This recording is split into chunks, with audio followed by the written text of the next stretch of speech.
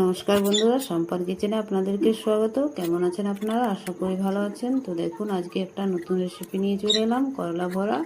তো প্রথমে আমি একটা ছুরি আর একটা কাঁটা চামচের সাহায্যে সব বিচিগুলোকে বের করে নেব। ভিডিওটা একটু বড় হবে, স্কিপ করবেন না, ভিডিওটা পুরো দেখার অনুরোধ রইল। তো আমি কেমন করে বানাচ্ছি করলা ভরা আপনাদেরকে পুরো রেসিপিটাই দেখাচ্ছি। তো ছুরির সাহায্যে কেটে নিচ্ছি, তারপরে কাঁটা চামচ দিয়ে বের করে নেব।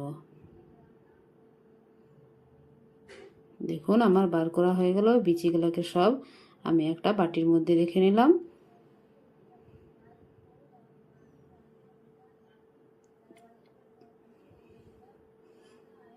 তারপরে আমি এটাকে হালকা ভাপিয়ে নেব, 80% সিদ্ধ করে নেব। এটাকে দেখুন এইভাবে পরিষ্কার করতে হবে, এর মধ্যে পুর ভরা হবে। তো আমি কড়াইয়ে জল দিয়ে দিলাম আর করলাগুলোকে সব দিয়ে দিচ্ছি।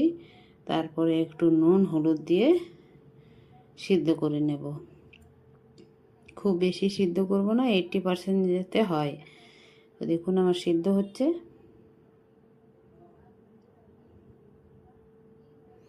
তারপরে আমি কিছুটা পেঁয়াজ কেটে নিলাম, রসুন ছাড়িয়ে রেখে নিলাম, আদা কাঁচা লঙ্কা রেখে নিয়েছি। সব এগুলোকে পেস্ট করব। তো প্রথমে আমি করলার বিচিটা দিয়ে আদা কাঁচা লঙ্কাটা দিয়ে পেস্ট করে নিচ্ছি। তারপরে পেঁয়াজ রসুনটার পেস্ট করব।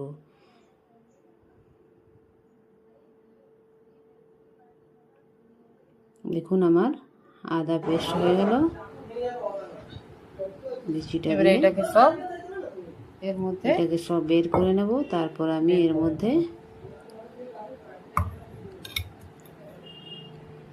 সব বের করে রেখে নিচ্ছি। তারপর আমি এর মধ্যে পেঁয়াজটাকে দিয়ে দিলাম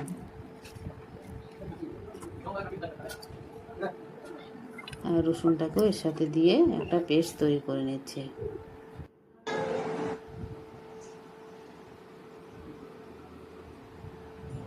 তো এখানে আমি পেস্ট রেখে নিলাম তৈরি করে। তারপরে আমি এখানে গ্যাসটাকে জ্বালিয়ে নেব। তারপরে ভরাবার জন্য পুরটাকে তৈরি করব। তো কড়াই বসিয়ে দিলাম।